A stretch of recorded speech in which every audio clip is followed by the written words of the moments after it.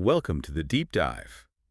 Today we're pulling back the curtain, but not on the glittering premiere of some 1933 Hollywood blockbuster. No, not at all. We're going to the place behind it. The dusty, desperate reality that Tinseltown was really built to help people forget. We are looking at the machinery itself, where the dream was manufactured on a foundation of ruthless control, psychological secrets, and some really heavy moral trade-offs. And that paradox is the absolute core of this dive, isn't it? The studio system in the 1930s wasn't just entertainment. Not even close. It was a massive, high-stakes economic engine that specialized in selling this impossible perfection. They called it the land of dreams. Right, and they were selling it to a nation that was, otherwise drowning in the Great Depression. We're looking at the immense machinery it took to keep that fragile illusion running. Yeah, and our mission today is really zeroed in on one of the biggest of these dream factories, RCO Studios. And specifically, we're tracking the journey of one woman, Frankie Donnelly. She climbs from, absolute New York destitution to the high ranks of RCO's publicity department. She gets her promotion, she gets her survival, but this deep dive is really into the cost of that success. And the cost is huge. She discovers that the price of her escape from poverty is the very thing she learned to cherish the truth. And the central dynamic of this whole system, you can see it in the relationship between the master manipulator, Nico Marconi, and his quick learner, Frankie Donnelly. He's the master fixer. Exactly. Nico embodies this philosophy that people must be saved from themselves, and Frankie, well, she's his proof of concept, will be mapping the territory of permissible lies they both end up living in. And the setting itself just screams cognitive dissonance right from the start. We begin our story in the grimmest parts of New York City, December 1930. The sources really paint a picture of newsies hawking old, damp papers, block-long job queues. And people just desperate enough to pay 35 cents for a ticket and just for a couple of hours of escape. And you have to contrast that with where Frankie lands just a couple of years later in Hollywood, California, February 1933. A completely different planet. Right. The RCO studio lot itself is this surreal landscape. You have Sphinx facades, fully realized English villages, Wild West towns, all within a few hundred yards of each other. It just sets the stakes perfectly, doesn't it? For Frankie, this isn't just career ambition like we think of it today. This is literal survival. Yeah, the studio manufactures a perfect reality because right outside its gates, reality is crushing and it's cold and it's lethal. And that contrast, that juxtaposition, the cold poverty versus the instant sunshine of the studio, that's what hooks Frankie. Oh, absolutely. She doesn't just want comfort, she wants silence and security, something money can buy and poverty can never, ever offer. Okay, so let's unpack this journey. Let's start with Frankie's brutal ascent from the scraps of New York City life back in 1930. The trauma here is it's visceral. So we meet Frankie when she's 23, and she is already just utterly worn thin. The sources really emphasize the exhaustion. And she's just lost her job. Right, because her boss committed suicide, a detail that just underscores the financial ruin that was rampant back then. She's living in this squalid tenement where her only semblance of privacy is a sheet hang across a partition wall. Just a sheet. A sheet. And she feels constantly at the whims of others. Scarcity just defines every single minute of her existence. And this current desperation is built on this foundation of profound childhood trauma, all related to her mother, Fiona.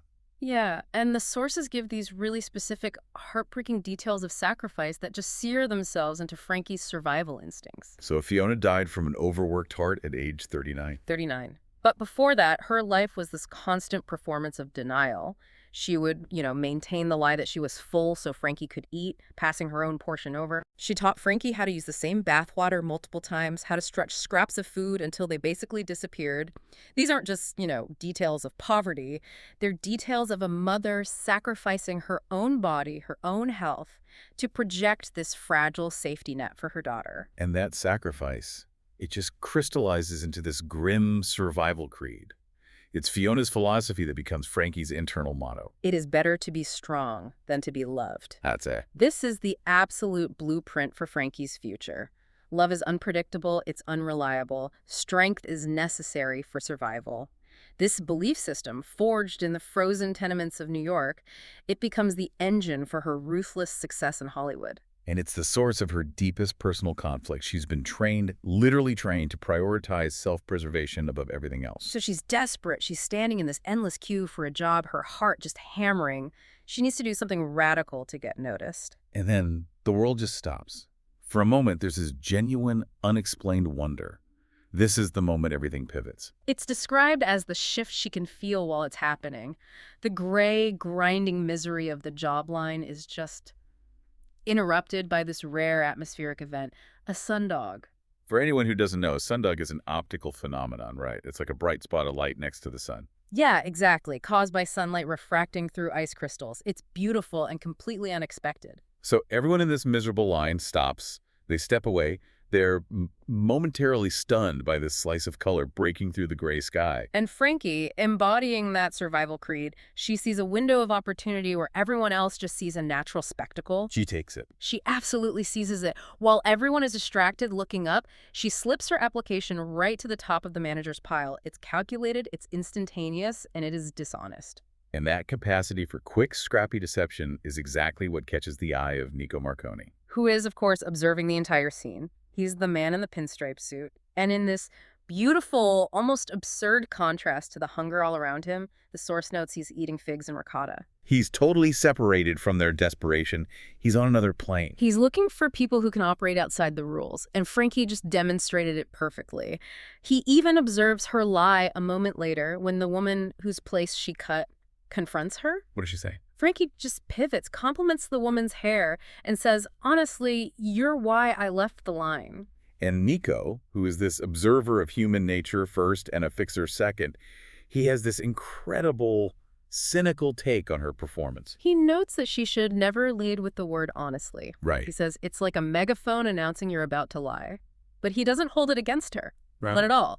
He identifies her value in that split-second decision. Someone not afraid to get their hands dirty. That's the core requirement for RCO publicity. So he hires her almost on the spot, despite noting the arrest on your record. We don't get the details on that, but it's clear Nico sees her past as an asset, not a liability. Exactly. And the offer is immense. A job, 5 days and 2 trains away in Hollywood, California, as the head of publicity at RCO Studios. It's a total life inversion. For Frankie, the move west is almost a necessary betrayal of her real self, the person Fiona wanted her to be. Her internal conflict is fierce, but the promise of stability, it just trumps everything. And the sources list the small luxuries that define her success. A room without ice on the windows. And the simple, just monumental ability to drain bathwater without feeling the need to save it for the next thing. It's those small details, not the paycheck, but the absence of ice, that tell us everything about her motivation. Her survival tactics are validated by the presence of these comforts.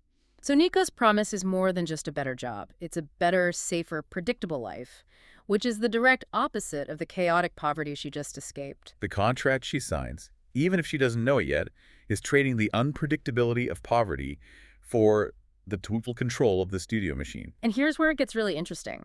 Once she's in California, we get this immersive, fascinating look at the machinery she's now a part of. This fabricated world of RCO Studios, the land of dreams. It's designed to be more compelling, more perfect than reality itself. Absolutely. The RCO backlot is a masterpiece of artifice.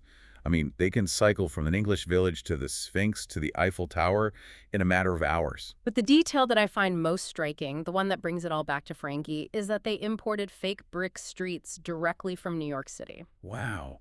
So her literal former home, the street she walked on in desperation, is now just a theatrical set piece she can visit to clear her mind. It's the ultimate psychological control mechanism. You can never truly leave the stage. And they aren't just mimicking reality, they're systematically improving on it. Right. Nico has this anecdote about the scenic artists. They were sculpting a copy of the Venus de Milo for a set, and as a gag gift, they sculpted and attached her missing arms. That's profound. Why would that simple act be so important to the studio's whole philosophy? Because it speaks volumes about the level of moral purity and manufactured wholesomeness they demand. Nico points out, everyone's got a strict morals clause. So even idealized, centuries-old classical art has to be censored or completed to fit the studio's rules. Hollywood is the ultimate censor of both art and reality. The broken, the incomplete, the imperfect. None of it is permissible in the dream factory. And Nico confirms this. He notes that nothing beats the genuine golden hour, the real light just before sunset. So since they can't run on actual perfect light all the time, their whole existence is devoted to emulating what's real, but making it even better. Better through filters, makeup, and lies. The irony is just, it's so thick. The studio masters the imitation of natural light, but rejects the messy, natural reality of human beings. We also get a very telling window into Nico's philosophical hobby, which he uses to explain how he views people. He cultivates fig trees. It's his categorization system for life. It's fascinating. He values cuttings immensely. They're genetically identical to the parent tree, so they offer identical traits and predictable outcomes. That's the star who conforms perfectly, who is reliable. Right.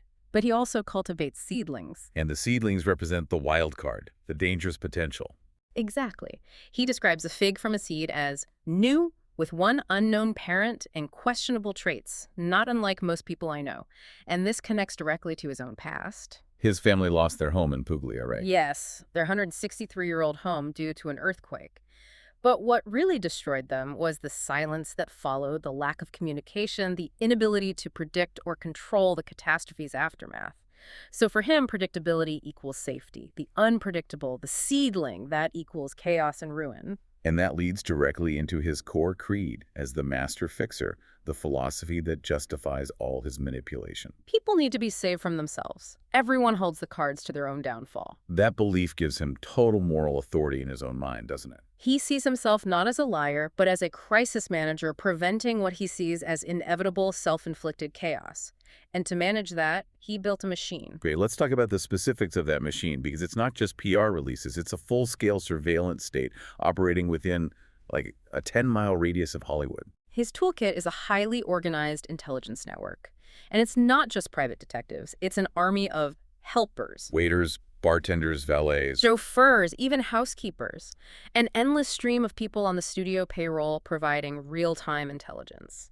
So how does that actually work on a practical level? Are these people getting, huge payoffs, or is it just a second income they rely on? It's a sophisticated system that relies on dependence. It's not one large payment. They get monthly stipends or bonuses tied directly to how useful their reports are. So for a waiter at the Brown Derby, that studio check might be the difference between making rent and losing his apartment. Precisely. It's calculated motivation.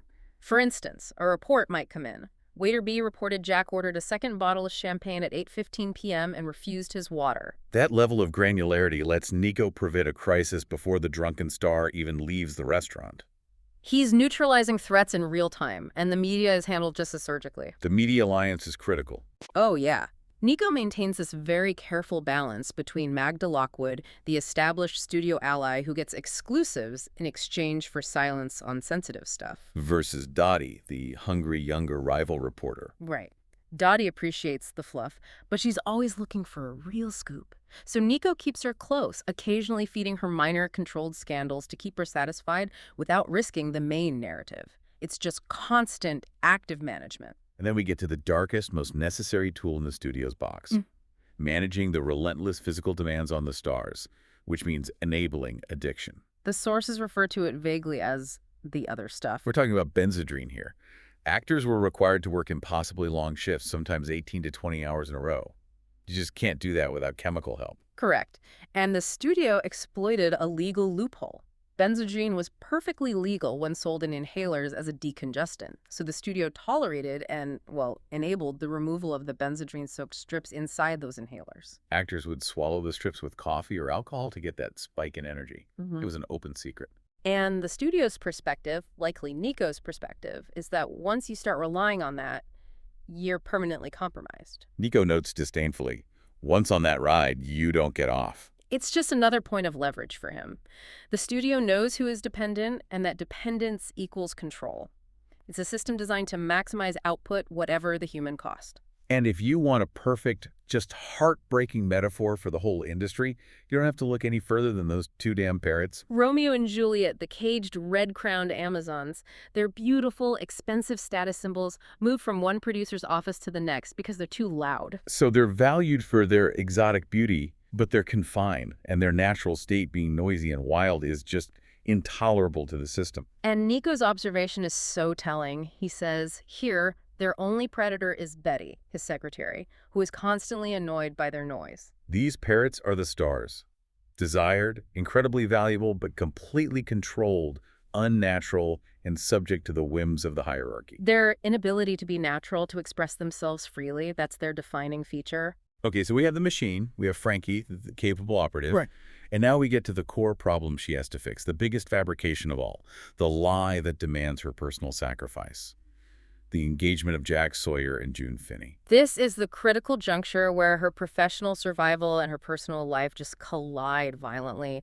RCO is facing a crisis Why? because their previous prestigious film, The Last Chance, which starred Jack and June, it was critically acclaimed but made no money. And the audience, struggling through the depression, was actively rejecting reality. They didn't want high art. No, they demanded pure, unadulterated escape.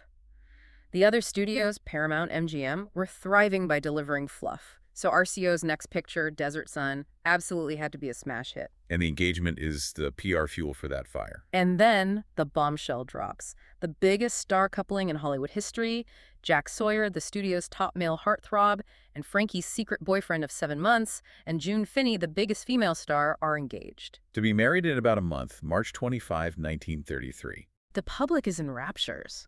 But the reality behind that headline is just explosive. It's the ultimate secret. June is pregnant. And the father is, critically, not Jack. This requires immediate catastrophic action from Nico and Frankie because of the infamous morals clause in all the studio contracts of that era. We need to underscore for you, the listener, why this is such an emergency. An unwed mother in 1933, especially one as famous as June Finney, it wasn't just a PR problem. It was a contractual and moral liability that could destroy RCO's entire investment in her. The Hays Code was looming. Public virtue was everything. As Nico puts it, the country, and therefore the studio's shareholders, will not let her be an unwed mother. It would violate her morals clause and potentially lead to career ruin and a costly contract termination for RCO. So the only acceptable fix is an instant marriage to her long-standing manufactured public boyfriend, Jack Sawyer. The public already thinks they're a couple. They just need the ring and the date. The emotional fallout for Frankie is swift and brutal. Her secret relationship with Jack, which she saw as her only authentic connection in Hollywood, is just over. Sacrificed to the machine. Jack, meanwhile, is resistant. He sees himself as the eternal bachelor, but Nico just crushes his rebellion instantly. Nico has the ultimate leverage. He reminds Jack that he is not in a position to argue, not with what we cover up for him, not with his past. That line suggests that Jack's entire public persona is being actively maintained by RCO's silence. Exactly. Nico isn't asking. He's demanding compliance based on the enormous liabilities he's currently managing for Jack. And Jack's past, as we're about to find out, is far darker and more volatile than the public could ever know. So Frankie, despite her heartbreak, has to sell this fabrication. She has to leak the engagement details to Magda Lockwood, and she doesn't just pass along a memo. No, she has to invent the whole scenario. She fabricates the perfect, ideal Hollywood romance. The beach proposal, the lobster dinner, the cozy plaid blankets, even the food delicately placed on the hood of the car. She is literally scripting the end of her own love story and forcing the world to applaud the narrative. That must feel like tearing her own heart out and handing it to the press. She's using her own intimacy with Jack to make the lie perfectly believable. She is weaponizing her memory.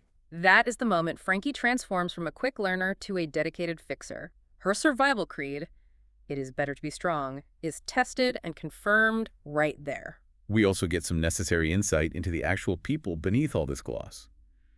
June Finney, the beautiful bride-to-be, she's actually very fragile. Intensely insecure, prone to mood swings, and already reliant on alcohol, and we can assume Benzedrine to maintain her schedule. Even her sister Ida, who is her constant companion, she embodies this cold cynicism. There's a heartbreaking moment when June expresses hope about Oscar rumors for The Last Chance. And Ida just dismisses it instantly, saying, "Until a statue can pay the bills, doesn't matter." Ida reveals the truth of the system. Fame, artistic merit, it's all worthless unless it generates cash flow and stability.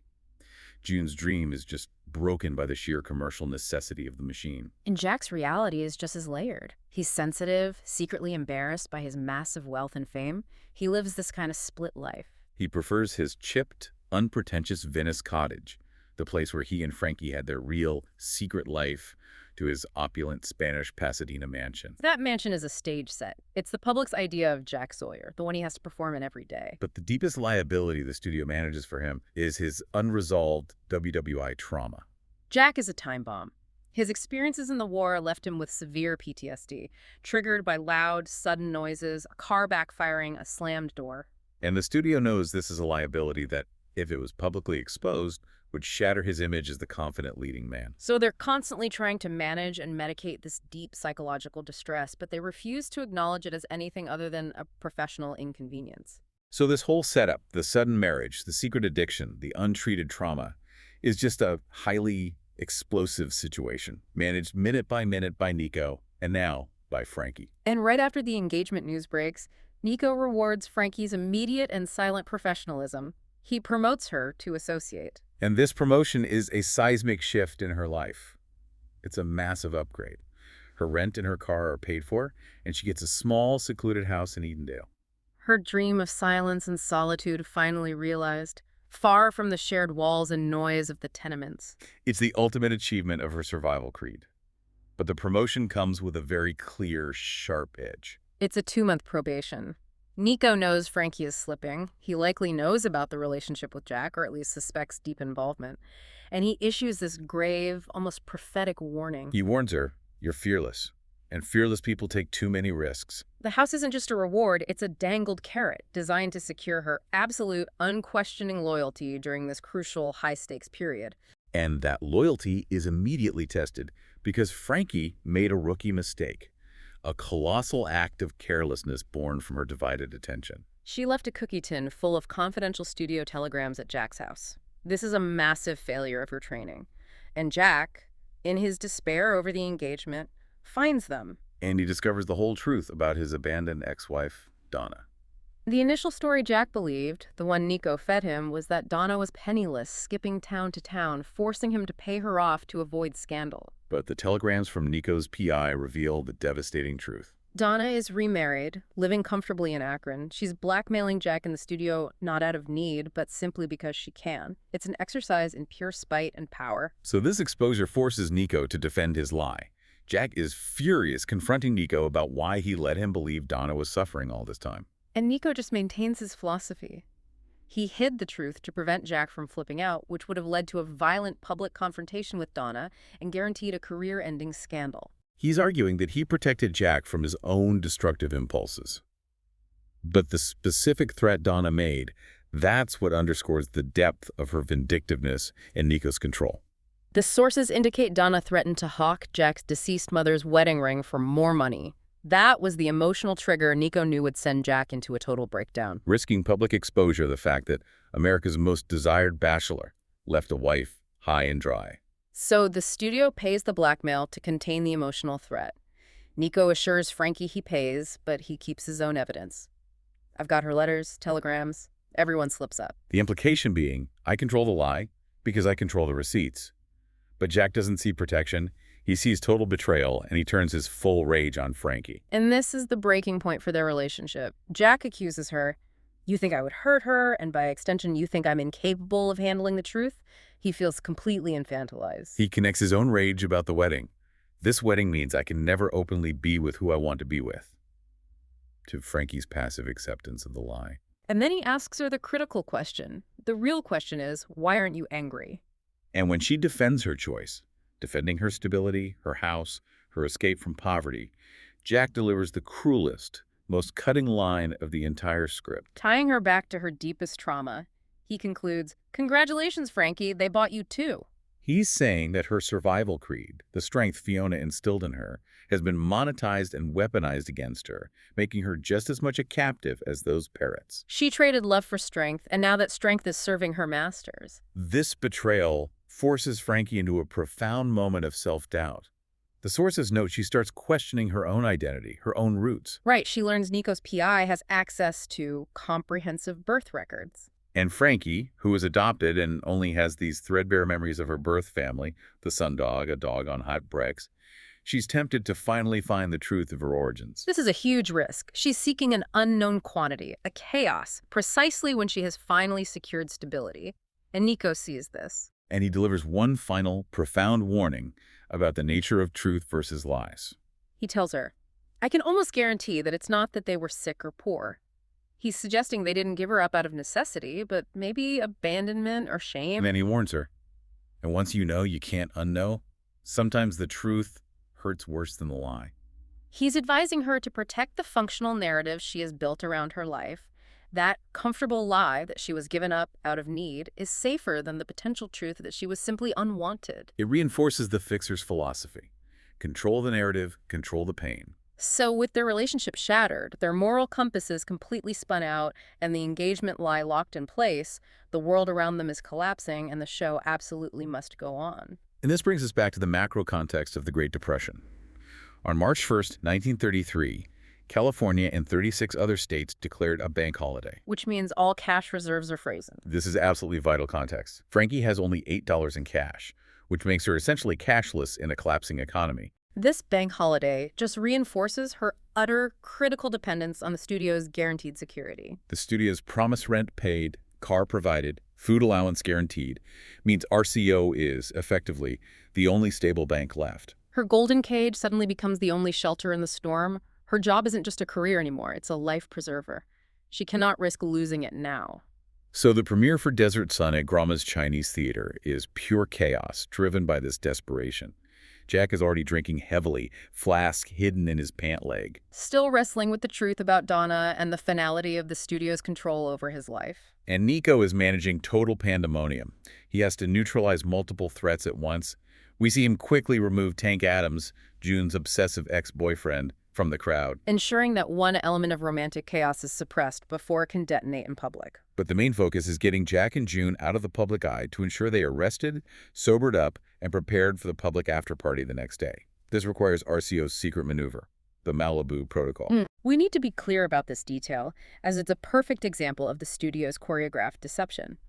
The Malibu Protocol is a pre-planned, intricate decoy operation. Right. O'Shea, the driver, takes a decoy limo, a completely empty vehicle, to Malibu, loudly proclaiming that the lovebirds need their privacy. Meanwhile, Jack and June are secretly separated and slipped away in two plain, unmarked cars to the highly secluded, secure studio bungalows right on the lot. Jack to Bungalow 2, June to Bungalow 1. And the reason for the elaborate deception is crucial. Malibu is too far, it's too unpredictable, and too exposed. The bungalows are studio property. They're controllable, secure, and monitored. So the public is desperate for the romance, but the studio requires absolute control over the actors' bodies and minds. But before Jack can be successfully sequestered in Bungalow 2, Frankie is called in to confront him at his Pasadena house because he's spiraling, and this leads to the most critical incident, the ultimate moral test of the entire story. The shotgun incident. Jack is highly volatile, fueled by alcohol and rage. His WWI trauma is razor-thin to the surface.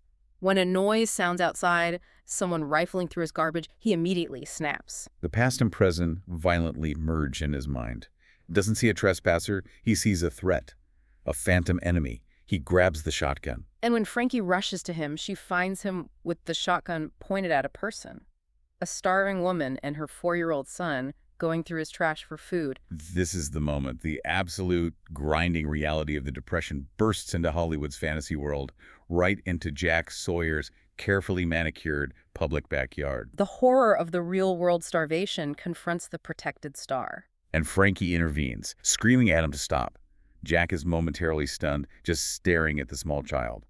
Frankie immediately pivots into her ultimate fixer mode. She's prioritizing crisis management over empathy. She doesn't call the police or start a scene. She grabs food, chicken legs, oranges, crackers, anything she can find, and stuffs it into the woman's broken tote bag, silently ushering them away. She is covering the scene, neutralizing the liability, and suppressing the evidence all at once. The next morning, Jack asks about the incident. He's clearly confused, hungover, remembers holding the gun, but not the details. And this is Frankie's final, definitive moral choice. She performs her calculated lie, perhaps the most damaging one she has ever told.